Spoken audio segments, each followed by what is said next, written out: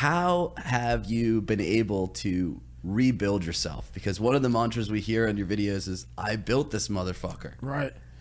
So I take a lot of passion in who I am as a person. As you hear, as this podcast gets going and going and going, what you're going to do is you're going to transform me from this guy right now that's kind of chilled out in this room, David Goggins, to Goggins. And I had to invent this person. David Goggins is an introverted, soft kid that got beat up growing up, and mindset had to lie to create friends, to get friends, to be accepted. So my life has really been about two people. Very scary, but two people. I had to invent a whole nother human being to get outside of my comfort zone. And that human being became Goggins. Goggins is like the guy that walks out of the phone booth. He's like that Superman that walks out of the phone booth.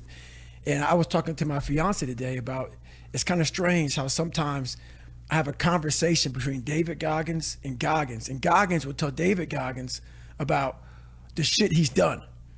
And David Goggins like, what the hell, man? Why are you doing that? That's nuts. So it's kind of this battle between trying to find more of yourself, knowing that the real you is afraid, likes comfort, likes living in a world that is that likes to pat you on the back, give you the things that you want to hear, not the things that you have to hear to get better. So that's where all this kind of started from. And when people hear this podcast, they're going to hear a lot of things that they're going to want to put a title on me. They're going to definitely want to put a title on me to make themselves feel better. I asked them during this podcast, do not do that. Do not look at what you're going to hear.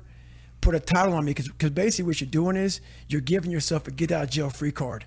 Exactly. That's all you're doing. So all you're doing is saying, this guy was some super freak. He found some super thing in his brain that was locked up. He unleashed it and became this guy. It's a fucking lie. Because every day I wake up, I dread the day. I dread the day of what I'm going to bring on myself to get better. So. And when did Goggins, this alter ego, appear in your life for the first time? Goggins appeared and disappeared several times. Okay. It appeared the first time when I was 17, and we'll get to that, but it really appeared when I gained about 125 pounds. I went from 175 to 300 pounds almost. And lowest part of my life, I was in a fucked up relationship. I was making no money. I was spraying for cockroaches, and all this stuff was just coming on me. And I was like, I have to find something. And Goggins came out. Like, through all my insecurities, all my fears, all my doubts, all my introverted ways. I used to stutter real bad. Everything I did, I had to find strength in that. And that's kind of when it happened, about 24 years old. Okay. And the story, if I recall correctly, is walking in to try to become a Navy SEAL into a recruiter's office and basically getting laughed out of the office. That happened about 7 times. Okay. So I give people like the quick version. Right. The quick version, I give them 1 episode. This is about 2 weeks. And in my book, I go through it. You know, I was sitting on the couch, saw this show on Discovery Channel, and that started the process of, I think I want to be a Navy SEAL. So I started calling up different recruiters, walking into some guy said to me, you're fat and you're black. He was an observant motherfucker. You know, I was 300 pounds, black guy walking, and he was very observant. So that kind of went on for a while, and until I met one recruiter. And one recruiter saw something in me that no one else saw and gave me a shot. And a challenge, right? Come back, lose the weight. Right. So basically I walked in, I had about 3 months, a little less than 3 months to lose 106 pounds. So I was like, this is fucking impossible, man. I can't do that. And at that time I had no real drive to be a Navy SEAL, to be anything. I just knew something had to change. I had to, this isn't going to work, man. This lifestyle that I'm living, something has to change. So I went to work that day and I was spraying for cockroaches, and lo and behold, it's a very bad day at work. I found a whole bunch of cockroaches, rodents. It was a bad restaurant. And I came home. I quit my job that day. I was driving home. I said, I got to fucking do something. And I said, I'm going to go home and run 4 miles. And 4 miles is only a quarter mile. And then from there, the story really begins from that Right. point.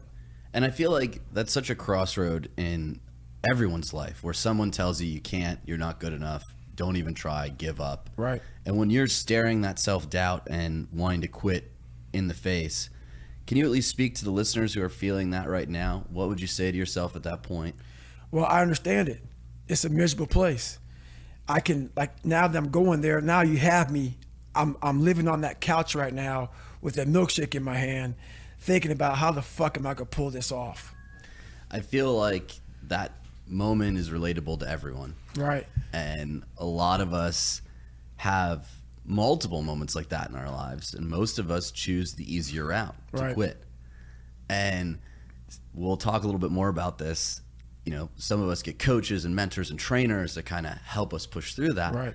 You're sitting there on the couch, it's you. Right. There's no SEAL yelling in your No. ear saying, get the fuck up, we got to do this. And the other thing, and we were talking about this on the way over, is we're living in this world where you don't want to upset anybody. You don't want to tell them no. You don't want to tell them they're not good enough. You don't want to hurt them, and because they might feel bad. Right. And we already have that feeling within us, and if you stomp that out, well, what is going to drive you to get better? Well, that's what I realized for myself was I wanted that comfort zone that everybody looks for, that pat on the back.